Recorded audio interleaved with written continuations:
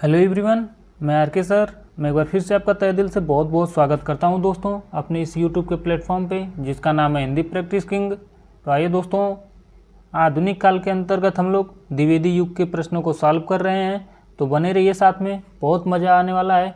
प्रश्न है, मधुप उपनाम से काव्य का अनुवाद करने वाले कवि निम्नलिखित में से कौन है? क्या महावीर प्रसाद द्विवेदी हैं, या फिर मैथिली शरण गुप्त जी हैं, या फिर माखन लाल चतुर्वेदी जी हैं, या फिर भारतेंदु हरिश्चंद्र जी हैं? इस प्रश्न का सही जवाब हो जाएगा मैथिली शरण गुप्त जी हैं। कौन है? मैथिली शरण गुप्त जी हैं। बांग्ला कवि माइकल मधुसूदन दत्त की रचनाओं का अनुवाद इन्होंने किए हैं मधुप उपनाम से, और गुप्त को महात्मा गांधी ने भारत भारती की रचना के लिए राष्ट्र कवि की उपाधि भी दिए हैं। और गुप्त ने स्वयं को क्या कहे हैं? कौटुंबिक कवि मात्र कहे हैं। और गुप्त जी को हरि गीतिका छंद का बादशाह कहा जाता है, याद रखिएगा। अगला प्रश्न है, राम तुम मानव हो, ईश्वर नहीं हो क्या? विश्व में रमे हुए नहीं, सभी कहीं हो क्या? तब मैं निरीश्वर हूँ, ईश्वर क्षमा करें, तुम न रमो तो मन तुम में रमा करे। यह किस काव्य ग्रंथ से लिया गया है गुप्त जी के? यही आप लोग को बताना है। क्या पंचवटी से लिया गया है, या फिर साकेत से लिया गया है, या फिर नहुस से लिया गया है, या फिर विष्णु प्रिया से लिया गया है? बताइए इस प्रश्न का सही जवाब क्या हो जाएगा? इसका सही जवाब हो जाएगा साकेत से लिया गया है। किससे? साकेत से, जो 1931 ईस्वी में गुप्त के द्वारा रचित साकेत है, उसी से लिया गया यह पंक्तियां हैं, याद रखिएगा। अगला प्रश्न है, दिवस का अवसान समीप था, गगन था कुछ लोहित हो चला, तरु शिखर पर अब भी राजती, कमलिनी कुल बल्लभ की प्रभा की। इस काव्य पंक्तियों का आशय क्या है? क्या सूर्यास्त हो गया था, या फिर आसमान में लालिमा फैलने लगी थी, या फिर चिड़िया अपने नीड़ों में यानी घोंसलों में विश्राम कर रही थी, या पेड़ों की फुनगियों पर सूरज की आखिरी किरण विराजमान थी? तो आप लोग देख ही रहे हैं, दिवस का अवसान क्या था? समीप था, यानी समाप्त हो चुका था, यानी समाप्त होने वाला था। यानी कि इसका सही जवाब क्या हो जाएगा? पहले तो सबसे पहले देख रहे हैं कि क्या हो जाएगा, सूरज की आखिरी किरणें विराजमान थी। जी हाँ, बिल्कुल यह सही बात हो जाएगा। और एक कौन बात सही हो जाएगा? सूर्यास्त हो गया था नहीं, बल्कि क्या था? समीप था। यहाँ पे देख रहे हैं समीप था दिया है, तो यह गलत बात हो जाएगा। आसमान में लालिमा फैलने लगी थी, बिल्कुल सही बात है। जब सूर्यास्त होने को लगता है तो लालिमा फैलने लगती है। चिड़िया अपने घोंसलों में विश्राम कर रही थी, नहीं भाई, सूर्यास्त के बाद में चिड़िया विश्राम करती हैं। तो इस तरह से हम लोग देख रहे हैं ऑप्शन ए और डी दो सही है, यानी कि इसमें बी और डी सही है, यानी कि option B is the right answer हो जाएगा। चलिए अगले प्रश्नों की ओर बढ़ चलते हैं हम लोग। यह किससे ली गई पंक्तियां जानते हैं आप लोग? यह ली गई हैं प्रिय प्रवास से। किससे ली गई हैं? प्रिय प्रवास से। और यह क्या है? प्रिय प्रवास एक प्रबंध काव्य है। और किनकी यह प्रिय प्रवास है? हरिऔध जी की है। हरिऔध की। और दो प्रबंध काव्य कौन है? एक तो पारिजात है, कौन सा है? पारिजात। और दूसरा कौन सा इनका? वैदेही वनवास। कौन सा है? वैदेही वनवास। ये दोनों रचनाएं किनकी हैं? प्रबंध काव्य दोनों हरिऔध जी की हैं। प्रबंध काव्य कहते किसको हैं?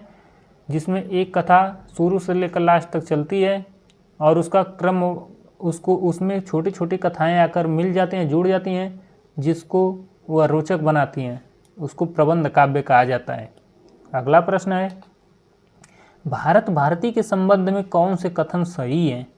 पहला है, क्या भारत भारती की रचना मुसद्दसे यानी कि इस्लाम की प्रेरणा से हुई है, जो मुसद्दे आली हैं उनके प्रेरणा से हुई है, या फिर यह राष्ट्रीय सांस्कृतिक चेतना जगाने की कृति विफल रही है? यहाँ पे देख रहे हैं निगेटिव बात आ गई। नहीं भाई, राष्ट्रीय सांस्कृतिक द्विवेदी युग और भारतेंदु युग में कूट कूट कर भरा है, तो यह गलत हो जाएगा। यह क्या हो जाएगा? सही हो जाएगा।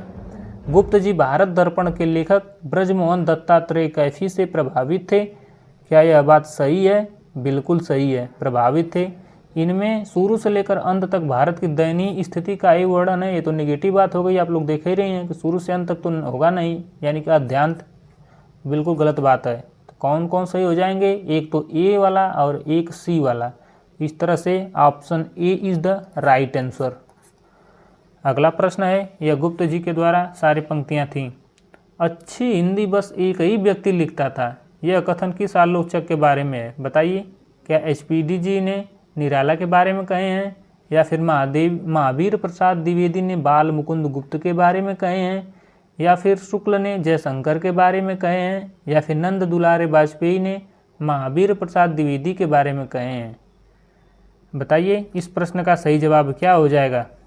इस प्रश्न का सही जवाब हो जाएगा ऑप्शन बी, महावीर प्रसाद द्विवेदी ने बाल मुकुंद गुप्त के बारे में कहे हैं। किनके बारे में? बाल मुकुंद गुप्त के बारे में कहे हैं, अर्थात option B is the right answer हो जाएगा।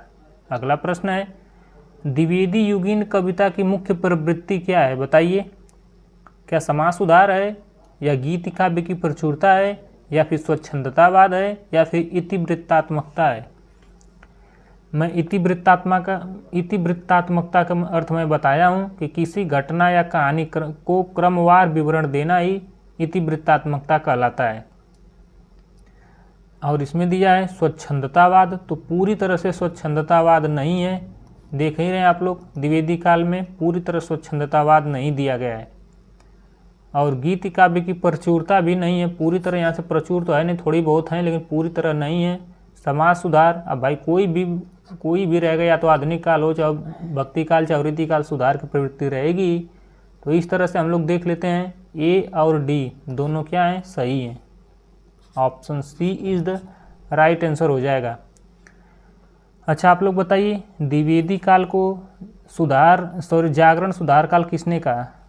कौन? एक जागरण सुधार काल। बताइए, द्विवेदी युग को जागरण सुधार काल किसने कहा? तो इसका सही जवाब हो जाएगा डॉक्टर नागेंद्र जी कहें। कौन कहें? डॉक्टर नागेंद्र जी कहें। बिल्कुल सही बात हो जाएगी। अब द्विवेदी काल या फिर जागरण सुधार काल कब से कब तक रहा? तो 1900 से लेके 1918 ईस्वी तक रहा। याद रखिएगा।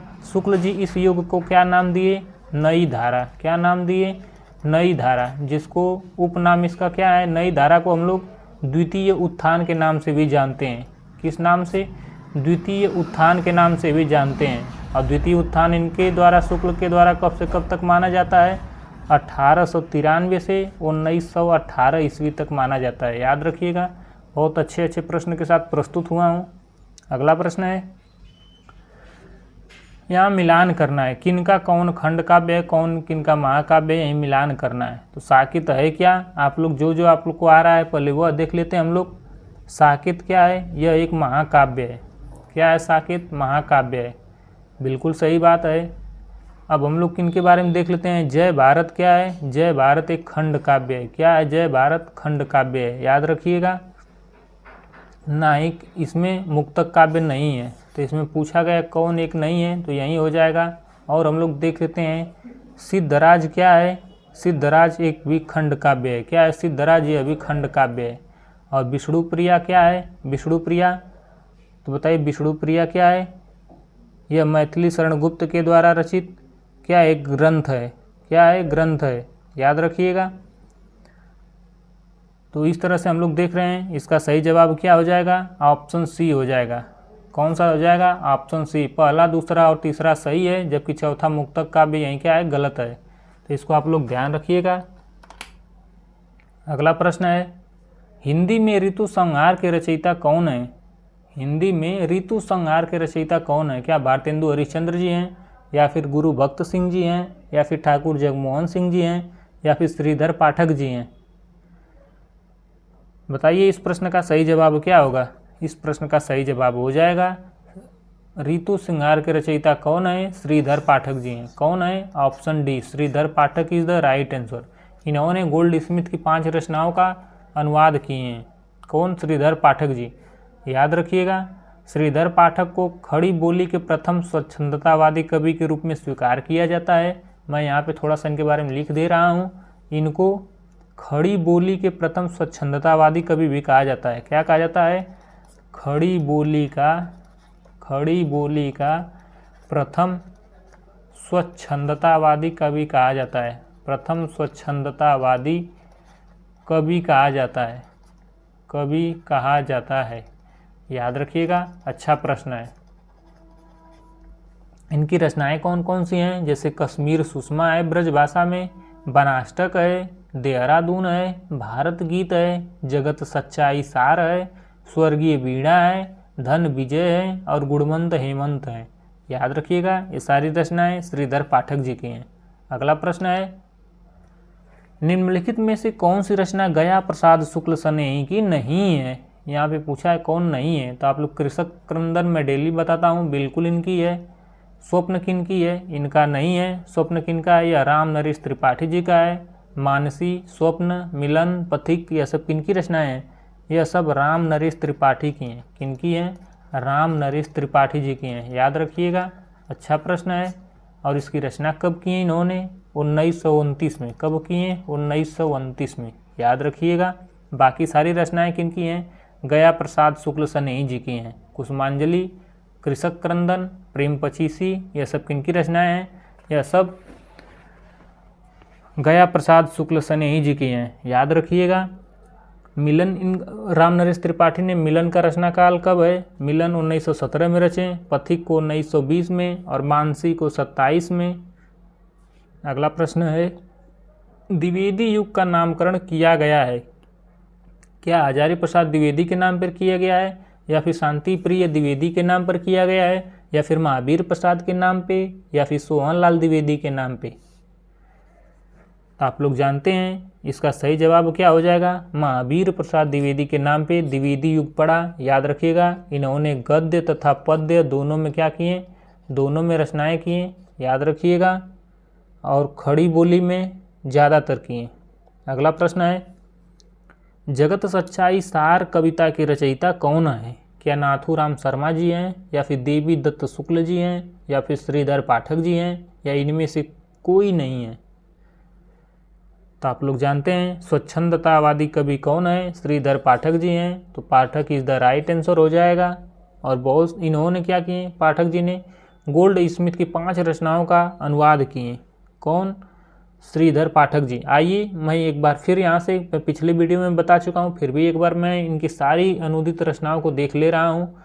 तो यहाँ पे लिख लीजिए मूल रचनाकार। कौन से रचनाकार? मूल रचनाकार, या फिर मूल रचना लिख लीजिए कौन सी है, और इसके रचनाकार कौन है?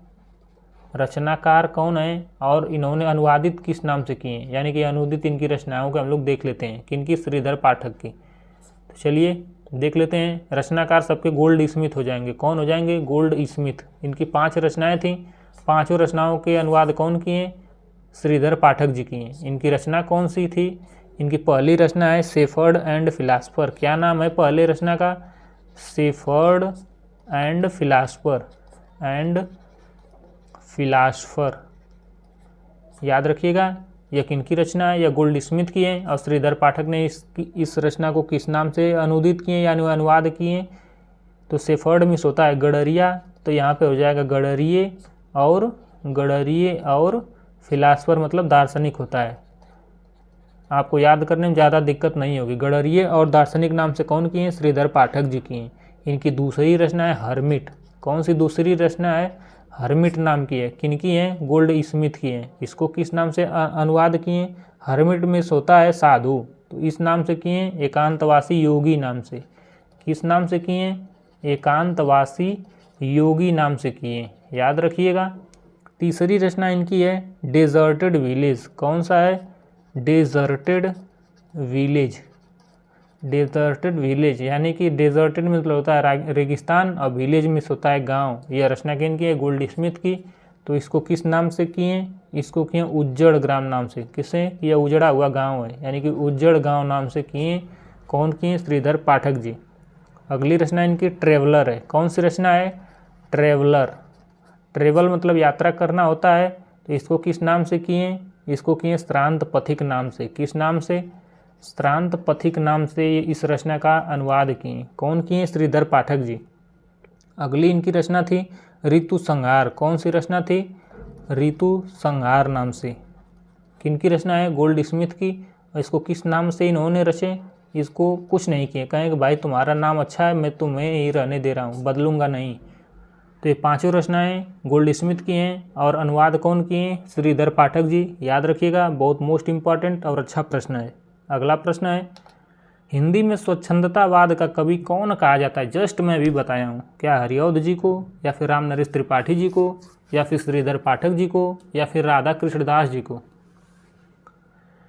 तो इसका सही जवाब हो जाएगा ऑप्शन सी, श्रीधर पाठक को क्या माना जाता है? स्वच्छंदतावाद का कवि माना जाता है। याद रखिएगा, इनकी बहुत सारी रचनाएं हैं। जो उनकी मूल रचना है उसका नाम है बनाष्टक, देहरादून, भारत गीत, जगत सच्चाई सार, स्वर्गीय वीणा, शानदेय अटन, गुणवंत हेमंत।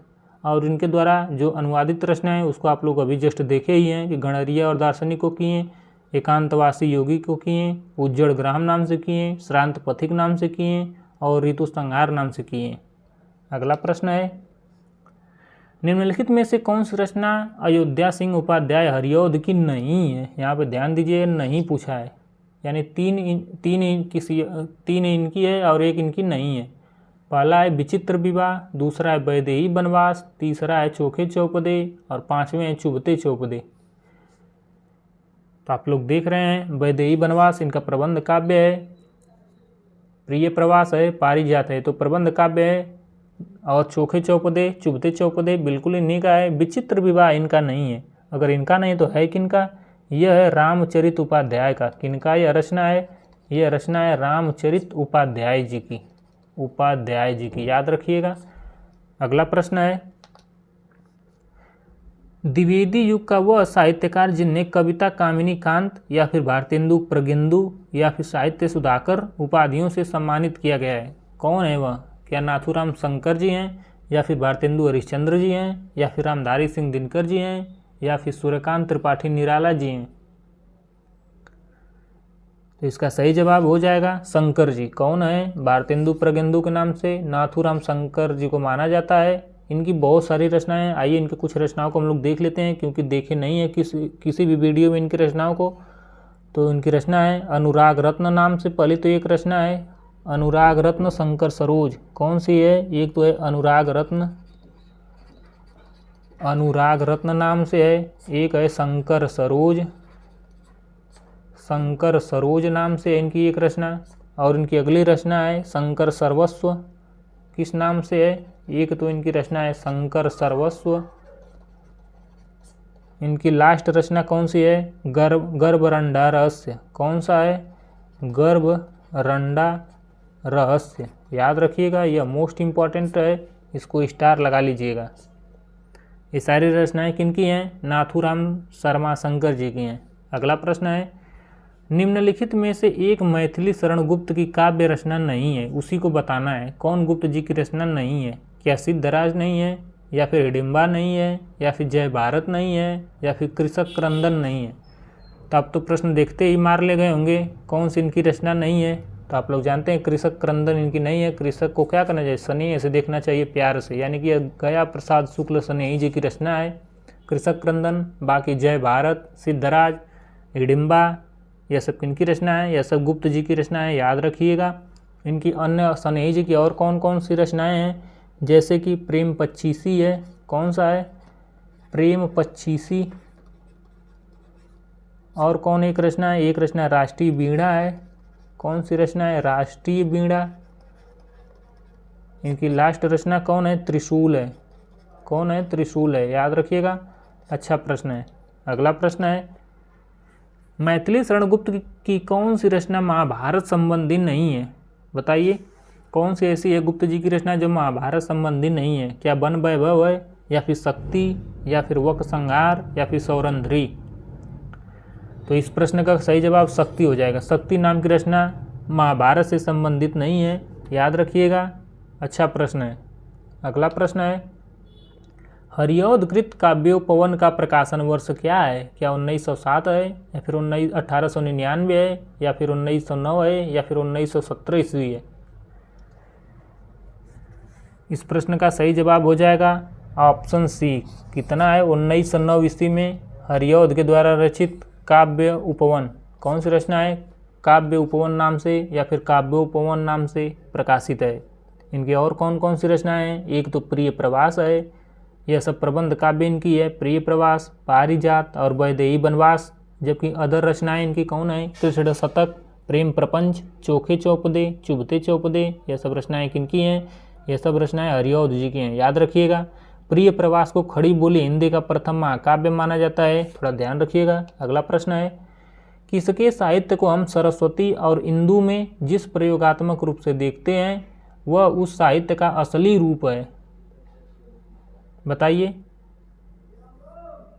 यह क्या भारतेंदु युग की विशेषता है, या फिर द्विवेदी युग की, या फिर छायावादी की, या फिर आधुनिक की?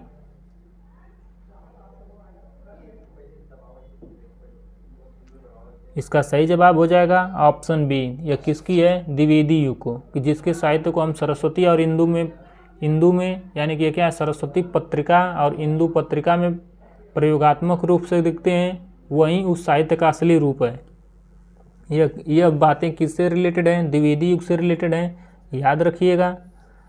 अगला और इंदु, अच्छा आप लोग बताइए, इंदु पत्रिका जो है कब प्रकाशित हुई? यह 1909 में इंदु पत्रिका कब प्रकाशित हुई? 1909 में। कहाँ से प्रकाशित हुई? यह वाराणसी से प्रारंभ हुई, वाराणसी से। और आप लोग बताइए सरस्वती पत्रिका कब से प्रकाशित होना शुरू हुई?